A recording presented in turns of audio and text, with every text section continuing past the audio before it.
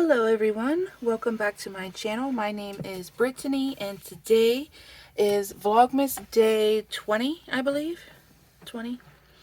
I thought because we just celebrated the 250th anniversary of our country, and since it was also celebration of the Boston Tea Party, that I would make a patriotic ornament because I have Patriot ancestors, and what I'd like to do is make this ornament for each of my ancestors so that I can honor them this holiday season. So this is going to be a patriotic Christmas video. I'm just going to light my little Christmas candle over here. I have some green tea in my mug off to the side here. There we go. And we're just going to take our time, excuse me, and try to put this together. And I say try because when I went to get the instructions for it, it took me to a broken link. So I have a picture here that I'm going to be working off of, and I'm going to do my best to assemble it according to what I see on the picture. So I'm not sure how long this is going to take. I probably should have prepped and folded some of these in advance, but this is supposed to be a 3D ornament. So we're going to get started by folding our little pieces here. I brought a bone folder over, but I don't think I'm going to need it. And then I just thought I would chat to you while I do this. I do have a surprise coming to all of my viewers tomorrow. I'm very excited about. Oh, and please forgive the ink on my my fingertips. I ended up breaking my printer yesterday when I was making the washi tape, and I'm a little upset about that because I just bought that. I had my previous one for a few years, about 7 years I'd say, and I wasn't able to get it anymore because they did away with it. So like when I called Canon, I said, you know, I was trying to troubleshoot through customer support, and they were like, well, your printer is no longer covered and we can't help you with it. We advise you to upgrade. I was like, oh, okay. So I'm just going to use this double-sided adhesive because I thought that it would be quicker than trying to use, like, say, tape or glue. And it just looks like these are kind of glued together on the folded side, so that's just what I'm going to do. But yeah, they said that it was no longer under manufacturer's warranty or anything like that, so they weren't even going to help me. They said, we suggest you buy another one. And so I did. I bought one, the machine that came out after the machine that I had, which is virtually the same machine. And now I've broken the feeder spool on it. So I was working on it this morning. I had some paper getting caught in it. And I mean, if I stand there and I press the paper through, it still prints perfectly. It's just, you know, it's only, oh, I wouldn't even say 3 months old. And I've broken it. So I'm going to see if I can order a replacement part and then try to fix it myself. Or I might just suck it up and stand there and push paper in every time I want to print.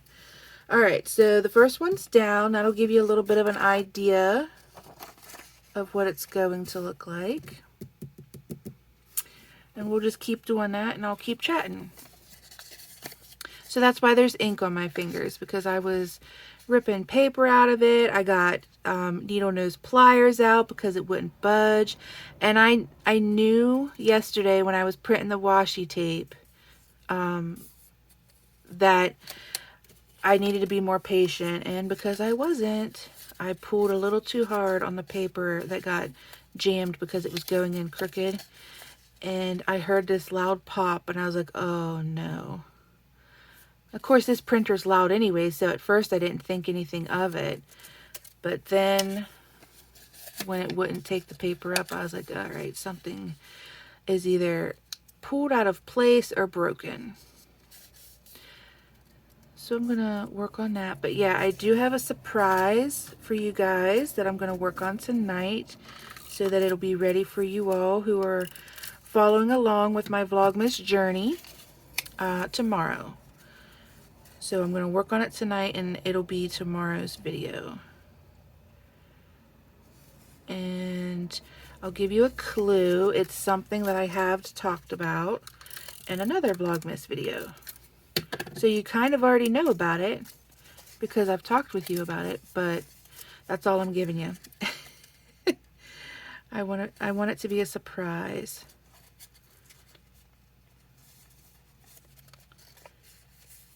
Okay. So I'm just doing the red and blue first because these little cream ones, I did that because I thought it would look like tea-stained paper. Get it? Boston Tea Party tea-stained paper. I thought it was clever. Anyways, I'm doing them first because it looks like in the photo that the cream ones sit like overlapping these ones. Oh, I didn't glue this side. So we're just winging it today in the bindery and working on some paper crafts. And hopefully I can get this mastered to where it looks somewhat like it's supposed to. The center of it is supposed to have like a riser, and it has like a little star because it is a patriotic rosette ornament.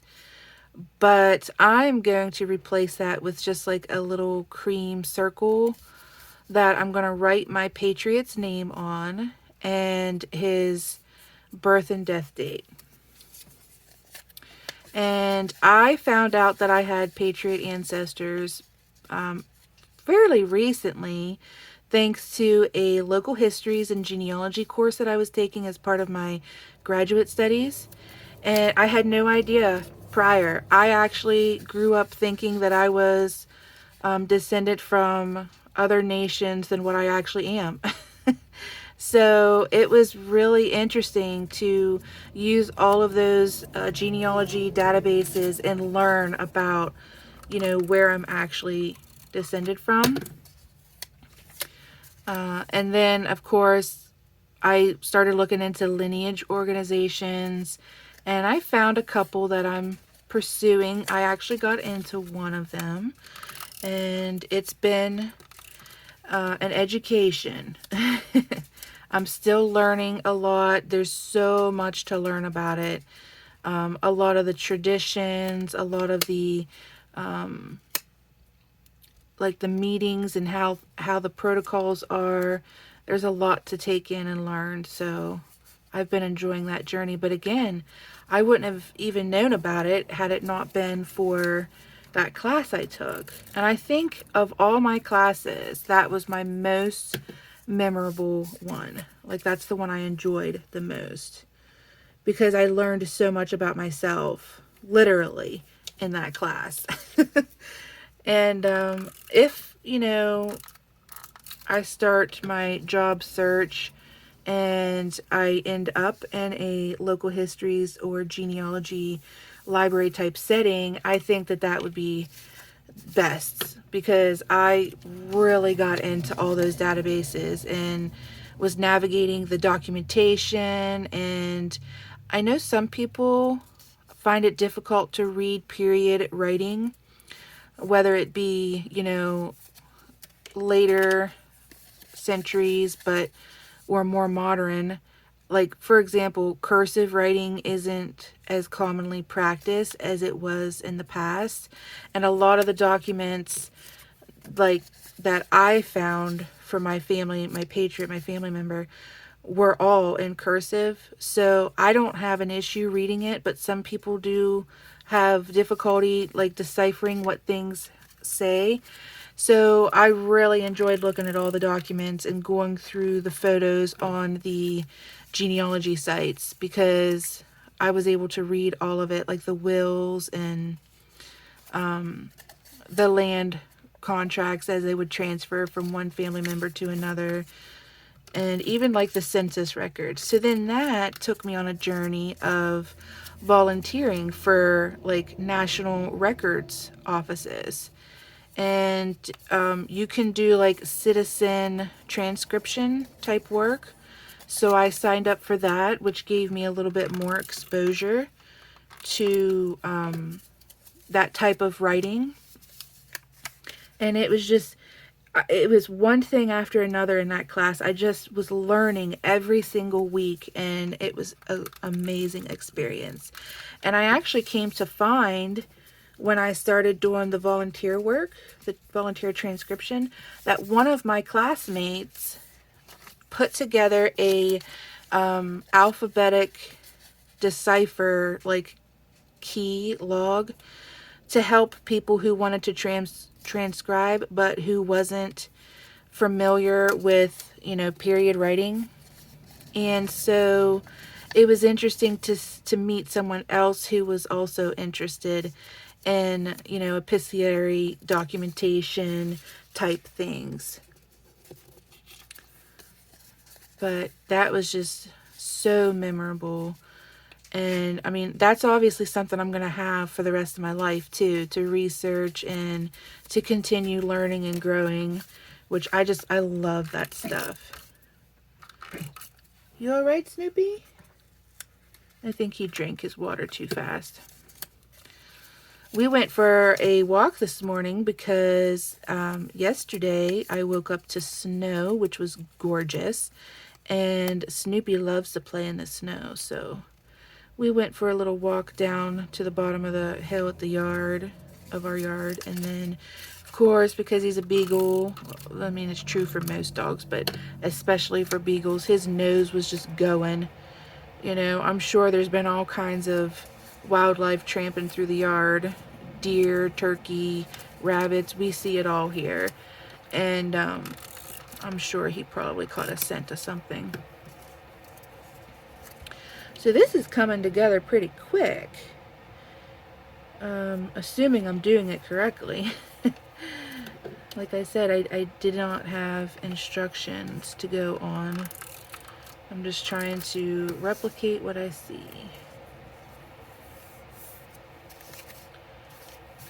Okay. Either I cut too many of the blue, I think I cut too many of the red, or I'm not using enough. 1, 2, 3. It only looks like 3 to me, but that's okay. If mine only has 3, it only has 3. I'm talking about these little pieces here. I'm thinking that maybe one more was supposed to go on, but I think it looks good with 3. And then last night I worked on the book club December project that I belong to, Handmade Book Club. And oh my goodness, I ran into some issues with that. So I was doing some ad lib and, tweaks and making it my own. But I discovered that my elbow injury is not healed. When I was stitching the spine of that book, my arm was killing me. Oh my gosh. And basically, it's a book injury. Ironic, I know. Because I was doing a shashiko. I think that's how you say it. Shashiko stitch book. And I didn't punch my holes large enough, so I had to use pliers to pull my needle and thread through. And I actually broke, I think, 5 needles in the process. So obviously I did not do that book right. And I sustained an injury. And basically it's this part of my arm. Sorry if I bumped you guys.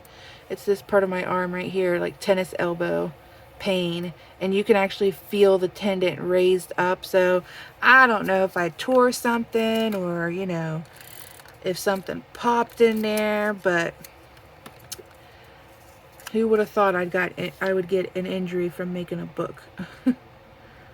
But yeah, when I was stitching last night, oh, it hurt so bad. So I rested it for a bit this morning before I started anything. Then I had to run some errands this morning. I went to the post office. I just want to see something real quick.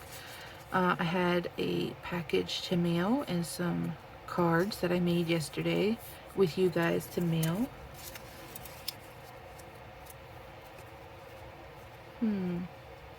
Maybe it is supposed to have 4.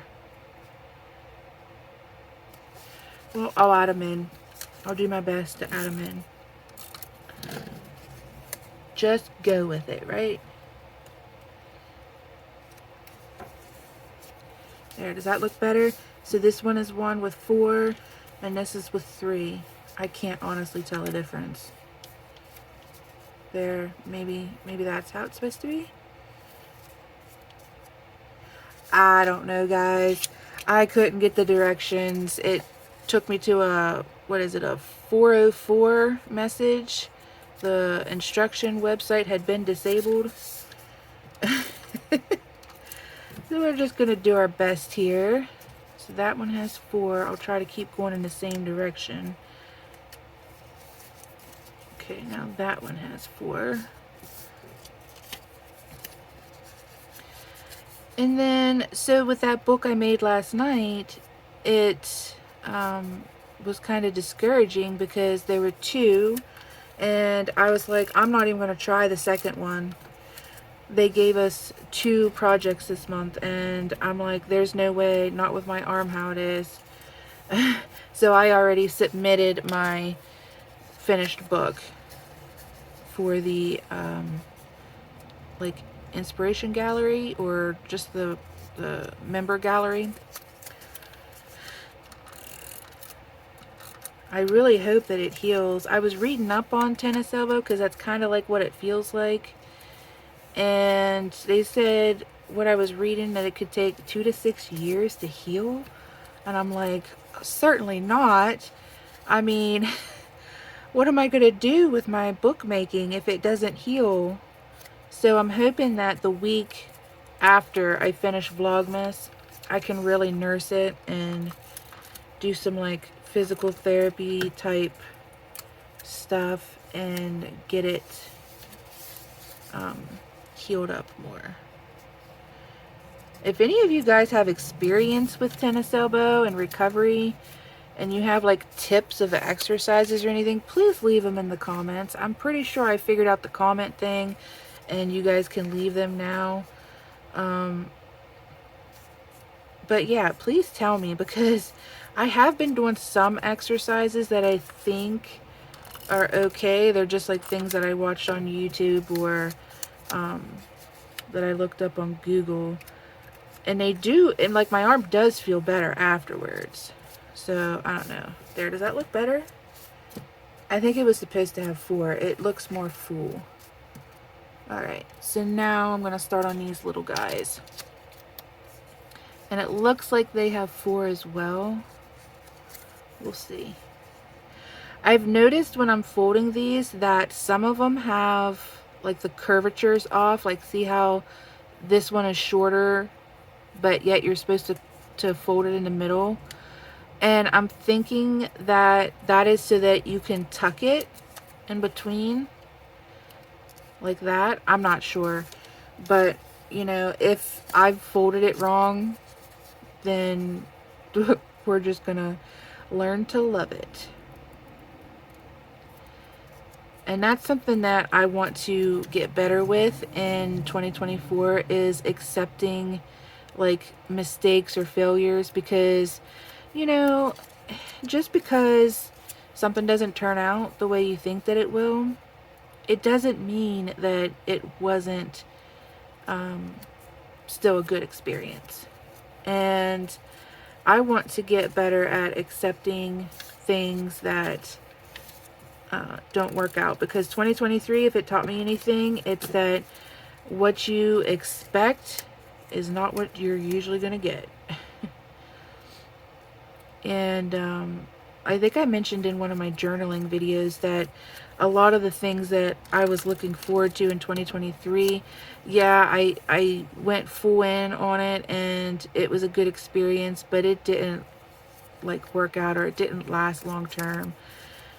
And that's, of course, a disappointment, but I want to get better at accepting that, you know, some things are just temporary. You know, some things are only supposed to be in our lives for a season, not a lifetime. And I'm hoping that with my journaling that I'm planning for 2024, that it will help me with that. Okay, so then this guy is supposed to go in here like this.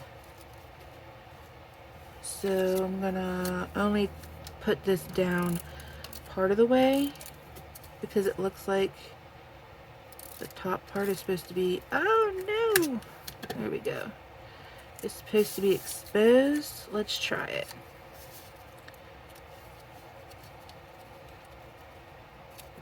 Okay. How's that look? I think this is how it's supposed to go. I'm not sure. It doesn't look bad. Just needs some fluffing. We're almost done, guys. But, yeah, so, like, I've been saving quotes and things that I think I'm gonna put in my quote book for next year. I've been watching some planner videos to try to get some ideas of how I want my journals to go, because a lot of the journals I'm going to be working in are new to me, like the Moleskin, the Midori, and the Hobonichi. So, never having used them, I'm not even sure how I'm going to like the paper or the setup, or if it's even going to work for the type of things that I want to do. So I think I'm just going to take some of the advice that I've seen so far and just try it for maybe like a week and not like commit to it for an entire month, because if it's not going to work, it's not going to work, and I'll know pretty quick. Like, for example, I've already started using a Traveler's Factory notebook insert as a brain dump instead of putting it in my bullet journal, and I'm liking that so much better because all my ideas are in one location rather than having to flip through all my bullet journals to find a specific idea. So I'm definitely going to be keeping that practice, but I'm not sure. Ooh, I'm skipping one here. Let's go in this one. I'm not sure which ones I'll keep. So that's part of what I'm going to be discovering in 2024. I do have a lot of art challenges I want to do. I talked a little bit about that yesterday in yesterday's Vlogmas video. And I have a couple different books that I want to do each one in. I might do that calendar doodle a day challenge in my bullet journal, because even though I'm trying all these new journals, I'm still going to keep an active bullet journal just because it's what I know and it's what I'm comfortable with. And I just want to have that like as a safeguard in case something fails with one of the other journal systems. This way at least I know I have that to reference and fall back on.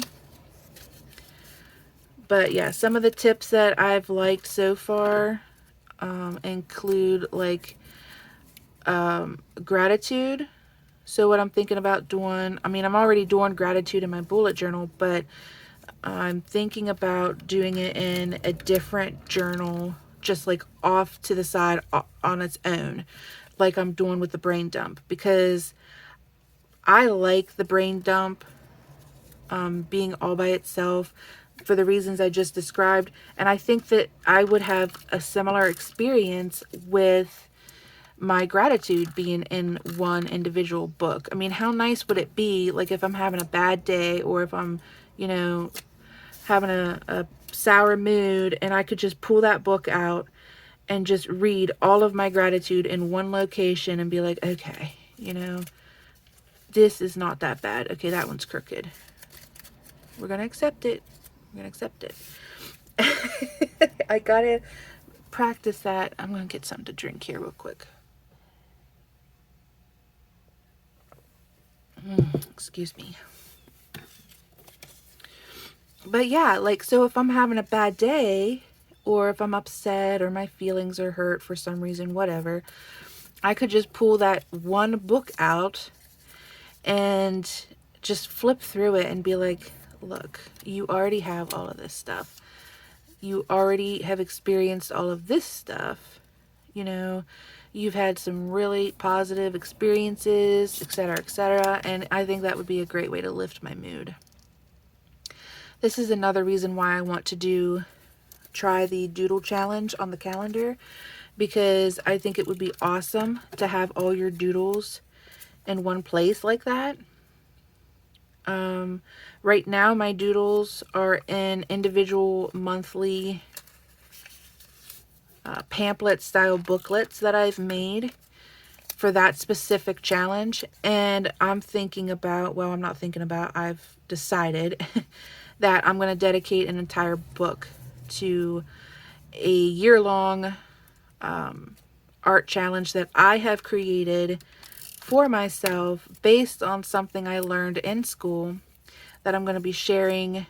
I don't know if I'm going to do it daily or weekly, but I'm going to be sharing it on social media, and I'll do flips here on YouTube too, so you guys can see how my progress is going.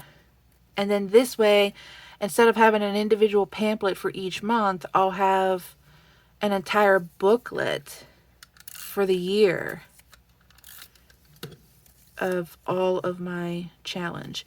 Now, I know that because I'm going to be doing a challenge that I created, that the 365 book will have doodles from that one challenge. Like, it's not going to be a 365 book with sections in it for each month of challenges. I did think about doing that too. I might save that for 2025. We'll have to see how this challenge that I've created goes. I might prefer having one consistent challenge all year long, but I can also see how that could be a little boring or tiring. But I hope I don't get too bored by it, because I do have another one thought out and planned that's a year long, but it, you know, we'll see how it goes. I thought about doing both of them, the 365 same journal challenge next year, but then I thought, well, that might be confusing, having two running simultaneously. So tell me what you guys think. Do you think having two different challenges running at the same time would be too much? Would you find yourself, do you think, following one over the other, or do you think that you would potentially follow both? Let me know what you guys think, because I'm curious. Oh, and that reminds me, for feedback and opinions and thoughts, I noticed that another viewer has voted in the community poll that's going on my channel, and that is which bullet journal I will be opening 2024 with. And we have one vote for the Blue Swallow, and now we have one vote for the Navy Celestial Cup. So somebody's got to vote and break that tie. And if the tie doesn't get broken, I might do like a hat draw or a mug draw and break it that way. But it would be really nice if more viewers voted. This way it could truly be a viewer selection, which is what I would like. I want the community to participate and help in that decision. So if you haven't checked that out and you don't mind doing that, I would really appreciate it. Thank you in advance. And then this wasn't meant to be a journaling chat, but I guess we're going there. Another thing that I'm considering doing is I already said that I was going to flip like my watercolor book once I get it finished, which I don't know, I'm a ways from that, guys. I don't even think I'm halfway through it yet. I haven't been taking classes, but I was thinking because I'm taking that drawing class in the spring, maybe you might enjoy seeing my book that I'm going to make, my sketchbook that I'm going to make for that class. Maybe I could make it with you guys on here, or maybe you might like a journal flip when I'm done with the class so you can see all of it. Let me know about that too, if that would interest you. Please and thank you. All right, so there is our 3D rosette. Ad-libbed rosette, I should say. Then these pieces, so I either printed too many of those, or again, I messed up and it's supposed to have 5. Maybe it's supposed to have 5. I don't know. We're leaving it though. So this, I think, is supposed to, like, there's cuts in here. See that? Where this goes down in, I believe, to raise it up so that this could be in the middle. This is what my Patriot's name is going to go on, and it's going to set in the middle.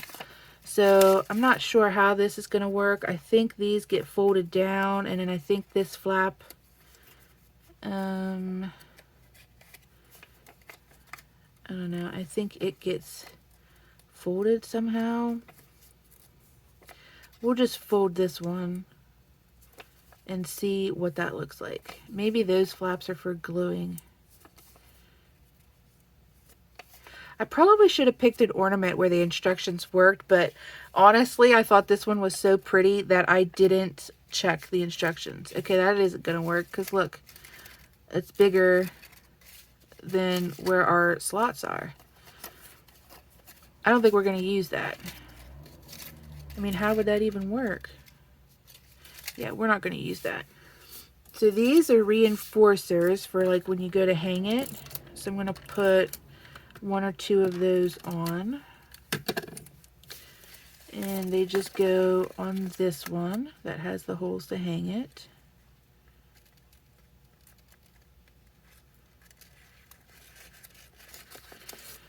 Okay, it's not that heavy. I mean, I don't know. Maybe I should put a second one on. I'll put a second one on just to be safe. Let me see here. Alright. Just want to make sure that the holes are lined up so that my thread can go through it. There we go. That should be plenty. And then how am I going to get this little thing on there without that pedestal? I'm thinking, guys, I'm thinking. Okay, so while I'm thinking, I need to get thread down from my bindery box, which is just right here on a shelf above me. Look at all my threads, guys. Oh, beautiful. I have some Patriotic thread. Here it is. We will use that. Alright. And then I'm thinking maybe if somehow I thread it on, do you think that would work? And then tie it in the back? I bet you that would work. That's what we're gonna do. Let me get my my awl. It's just right over here. because I was binding last night. So this is like my go-to binding set. I just set it like that on my table.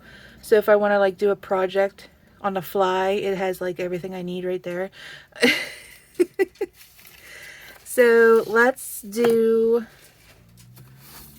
2 holes. And I'm just going to do them carefully on either side of the center hole. Alright. And then that is how we're going to tie it on. So let me see if I can use a needle. It'll probably be easier.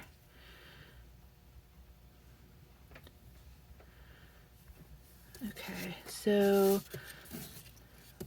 I think what I'll do is go down through. If I want it right there. And then the same thing with the other one. Okay. Just make those a little bit bigger so that our needle and thread can go through.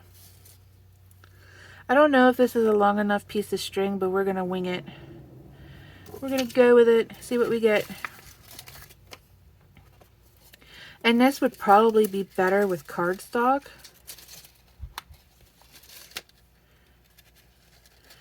So what I will do is probably make this in cardstock off camera, but I'll just show you what I'm thinking on camera. Okay, so then what I would do, because this one's through, is I would take this side here and I would just thread it through our other hole that we made, and then I would tie it on the back, and then that way it would be on there. See if I can get it sewn for you guys. There. Okay, see that?